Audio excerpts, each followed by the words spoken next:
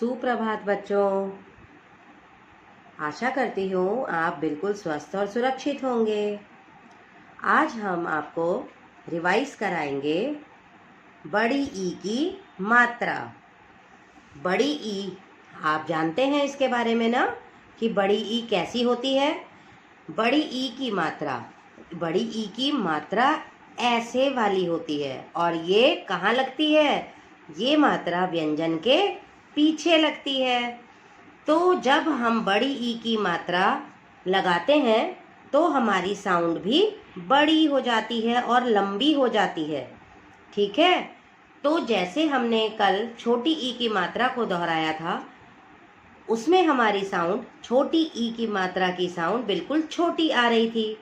लेकिन आज हम बड़ी ई की मात्रा सीखेंगे, तो आज बड़ी ई की मात्रा में हमारी जो साउंड है वो आवाज़ हमारी कैसी आएगी? लंबी आएगी। जैसे क पर बड़ी ई की मात्रा लगाई तो बन गया की। ठीक है, तो अब हम बड़ी ई की मात्रा सीखेंगे और उससे बनने वाले शब्दों को भी देखेंगे।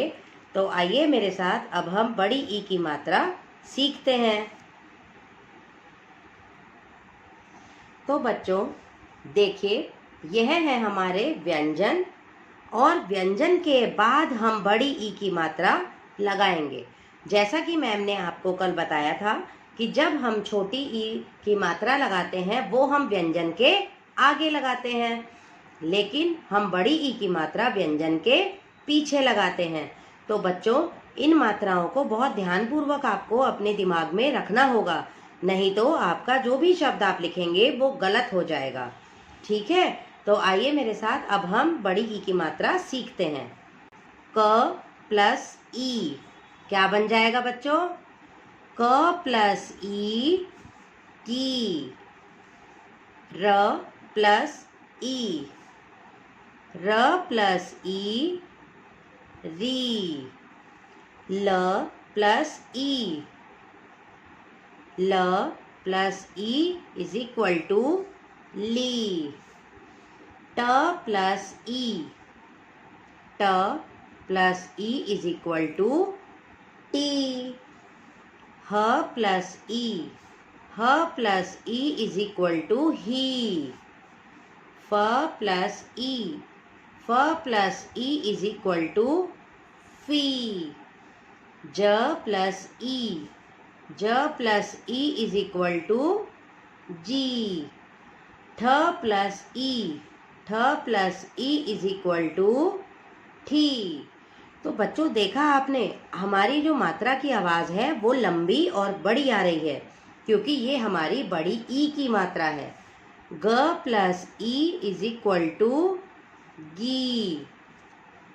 म प्लस ई इज इक्वल टू मी। स प्लस ई इज इक्वल टू सी। य प्लस ई इज इक्वल टू ई। तो बच्चों आपको व्यंजन के बाद ही बड़ी ई की मात्रा का प्रयोग करना है। जब आप इसका प्रयोग करेंगे तब आपको समझ में आएगा कि हमारी छोटी ई की मात्रा और बड़ी ई की मात्रा में दोनों में आवाज़ का कितना फ़र्क है, कि जब आप छोटी ई की मात्रा बोलते हैं तो कैसी आवाज़ आती है और जब बड़ी ई की मात्रा बोलते हैं तो कैसी आवाज़ आती है। तो आइए अब हम इससे बनने वाले शब्द देखते हैं। ग प्लस ई प्लस त। ग प्लस ई प्लस त इज इक्वल टू गीत। ग ई त गीत। म छ ल ई मछली। म छ ल ई मछली। ब प्लस क प्लस र प्लस ई ब क र बड़ी ई की मात्रा। ब क र ई बकरी। त ई र, त ई र तीर। त ई न, त ई न तीन। छड़ी, छड़ी, छड़ी, छड़ी। पानी, पानी। कील, कील। चील, चील। झील, झील।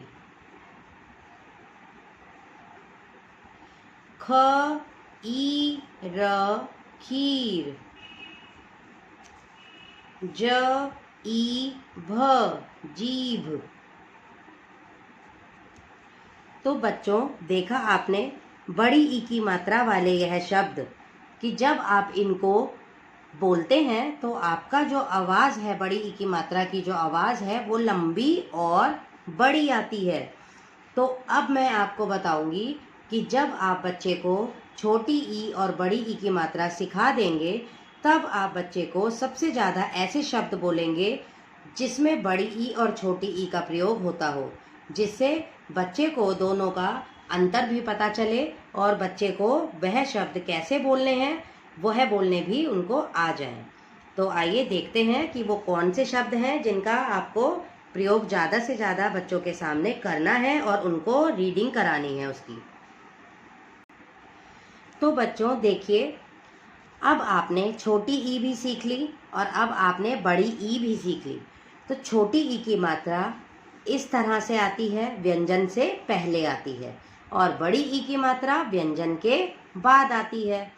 तो अब आपको किन शब्दों का उच्चारण बच्चों के सामने ज़्यादा से ज़्यादा करना है वह है सिपाही, छिपकली, गिलहरी, भिखारी, खिलाड़ी, बिजली।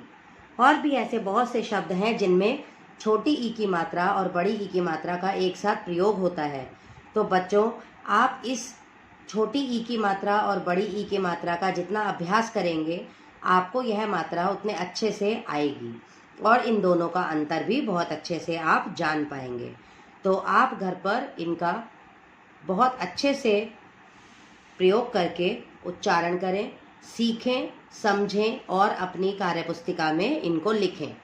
और बार बार जब आप इनको डिक्टेशन के रूप में लिखेंगे, मतलब सुलेख के रूप में जब आप इन्हें लिखेंगे, तब आपको इनकी मात्राओं की पहचान बहुत अच्छे से हो जाएगी। तो ठीक है बच्चों, अब आप घर पर रहकर इन मात्राओं का अभ्यास करें और बहुत ही अच्छे से इन मात्राओं को सीखें। धन्यवाद बच्चों।